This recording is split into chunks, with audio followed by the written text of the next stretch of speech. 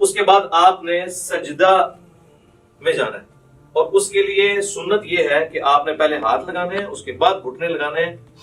اور نبی علیہ السلام کی حدیث ابو داؤد میں موجود ہے، آپ صلی اللہ علیہ وآلہ وسلم نے فرمایا کہ اونٹ کی طرح مت بیٹھو۔ اور بعض لوگ کہتے ہیں جی اونٹ تو بیٹھتا ہی اس طرح کے پہلے ہاتھ لگاتا ہے پھر گھٹنے، تو میں اس پہ اکثر کہتا ہوں کہ نبی علیہ السلام نے اونٹ بٹھایا ہوا ہے، اس میں آگے الفاظ موجود ہیں، پہلے ہاتھ لگاؤ بعد میں گھٹنے۔ پھر صحیح بخاری میں جو حدیث ہے 803 نمبر، اس سے پہلے امام بخاری نے باقاعدہ عبداللہ ابن عمر کا عمل لکھا ہے، جس کی پوری سند مصنف ابن ابی شیبہ میں موجود ہے کہ عبداللہ بن عمر جب سجدے میں جانے لگتے تھے پہلے ہاتھ لگاتے تھے بعد میں گھٹنے۔ لہذا علماء عرب جو نماز پڑھتے پہلے گھٹنے لگاتے ہیں، یہ سنت سے دور ہے ایز کمپیئر ٹو اس عمل کے جو ہم کرنے لگے ہیں۔ اور ربنا لک الحمد حمدا کثیرا طیبا مبارکا فی، اس کے بعد آپ سجدے کی طرف جھکیں گے تو آپ نے یہ خود بخود اپنی جگہ بنائے گا ہر چیز۔ آپ دیکھ رہے ہیں میری انگلیاں ایسی جگہ پہ آئی ہیں کہ جب میں اس ایج کے اوپر سجدہ کروں گا تو میری انگلیاں کانوں کی سیدھ میں آئیں گی اور ہتھیلیاں کندھے کی سیدھ میں، جس طرح کے رفع الیدین کے وقت تھی، اور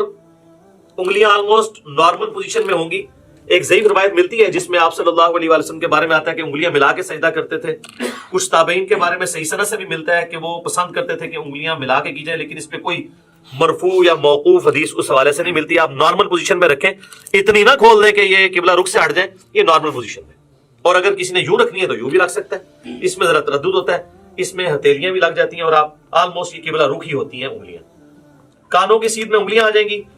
یعنی کہ یہ دو آنکھوں کے درمیان آپ آنکھوں کی سیدھ میں رکھیں گے، خود بخود کانوں کی سیدھ میں آئیں گی، اور ہتھیلیاں جو ہیں وہ شولڈر کی سیدھ میں،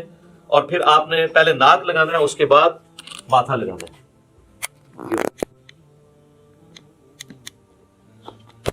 اسی حالت میں سجدے کی تسبیحات آپ نے پڑھنی ہے، سبحان ربی الاعلی، یا باقی تسبیحات انشاءاللہ پڑھ کے بتا دوں گا۔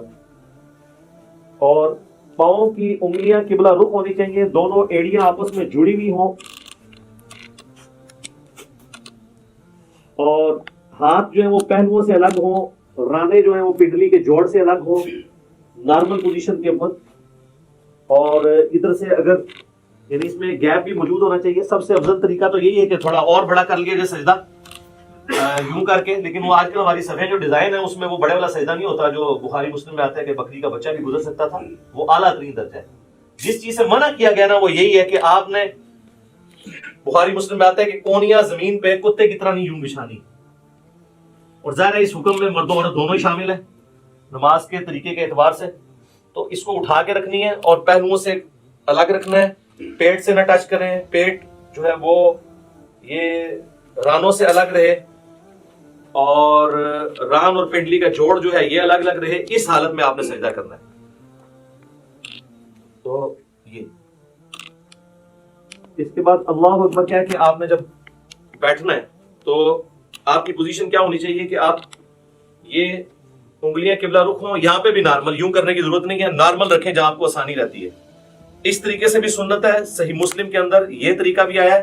اور صحیح مسلم کے اندر یہ طریقہ بھی آیا ہے، یہ دونوں طریقے سنت ہے۔ یہاں پہ مشہور ہے کہ جی وہ اگر کسی کی انگلیاں یوں نیچے ہو جائیں تو اس کی انگلیاں کاٹ دی جائیں، جبکہ صحیح مسلم میں کہ نبی علیہ السلام جب آخری رکعت میں تورک بیٹھتے تھے، جو میں اینڈ میں بتاؤں گا، تو اپنے بائیں ہاتھ سے اپنے گھٹنے کو لقمے کی طرح پکڑ لیتے تھے، تو یوں بھی رکھنا سنت ہے، اور جب یوں رکھیں گے تو ابو داؤد میں حدیث ملتی ہے سنن نسائی کے اندر کہ نبی علیہ السلام کی جو یہ زرہ ہے وہ ران کے ساتھ لگ جایا کرتی تھی، آپ یہ دیکھیں لگی ہوئی ہیں دونوں زرہیں ران کے ساتھ لگی ہوئی، اور جب یوں رکھیں گے تو پھر یہ ران سے اٹھ جائیں گی۔ یہ طریقہ بھی سنت ہے، اس میں کوئی فرق نہیں ہے، دونوں طریقے سنت ہے۔ یہ دو سجدوں کے درمیان آپ بیٹھیں گے اور اس میں آپ نے جو تسبیحات پڑھنی ہے، رب اغفر لی رب اغفر لی، اس کے علاوہ اور تسبیحات بھی ہیں۔ بعض لوگ یہاں پہ بھی انگلی اٹھا لیتے ہیں، وہ حدیث بھی کمزور ہے، سفیان ثوری کی تدریس کی وجہ سے انگلی نہیں اٹھانی، نارمل رکھنا ہے آپ نے۔ اس کے بعد پھر اللہ اکبر کہہ کے آپ نے دوسرے سجدے میں جانا ہے، اور پھر اسی طریقے سے تسبیحات کرنی ہے۔ ناک بھی لگنا چاہیے، ماتھا بھی لگنا چاہیے، اور زمین کی سختی ہلکی سی معلوم ہونی چاہیے، بالکل نہیں ہوا میں سجدہ ہو رہا ہو، بہتر ہے مٹی والی جگہ پہ ہو تو زیادہ افضل ہے، اور نبی علیہ السلام کو پسندیدہ بھی ہے۔ باقی چٹائی وغیرہ بھی جائز ہے، میں نے اس کے حوالے سے بھی کافی ویڈیوز ریکارڈڈ موجود ہیں۔ دوسرا سجدہ کر کے بھی آپ اللہ اکبر کر کے بیٹھیں گے۔ صحیح بخاری میں 6251 نمبر حدیث ہے، نبی علیہ السلام حکم دیتے تھے کہ نماز میں سکون کرو اس حال میں کہ تم نے بیٹھنا ہے اور اس کے بعد پھر دوسری رکعت کے لیے کھڑے ہونا ہے. اچھا اس دوران یہ آپ دیکھیں جب دو سجدوں کے درمیان بیٹھنا ہے نا تو بایاں پاؤں لٹانا ہے اور دائیں پاؤں کو کھڑا رکھنا ہے. یہ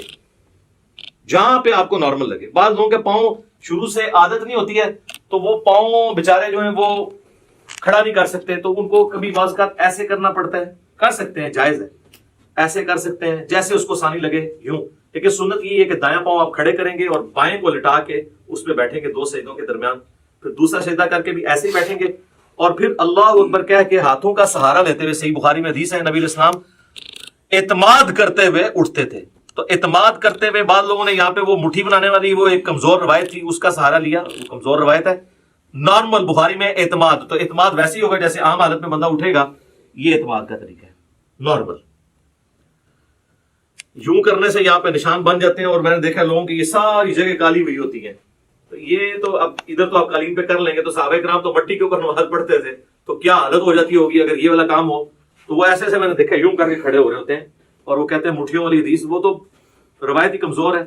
بخاری میں واضح ہے کہ نبی علیہ السلام اعتماد کر کے تو دوسری رکعت کے لیے کھڑے ہوتے تھے. اور اب جب ہم نے دوسرے سجدے سے سر اٹھانا ہے اللہ اکبر کہنا ہے, لیکن یہاں بیٹھنا ہے تو کچھ نہیں پڑھنا, بس اتنی دیر بیٹھنا ہے کہ سارے اعضاء اپنی جگہ پہ آ جائے. اس کے بعد بغیر اللہ اکبر کیے ہوئے یوں کھڑے ہونا ہے.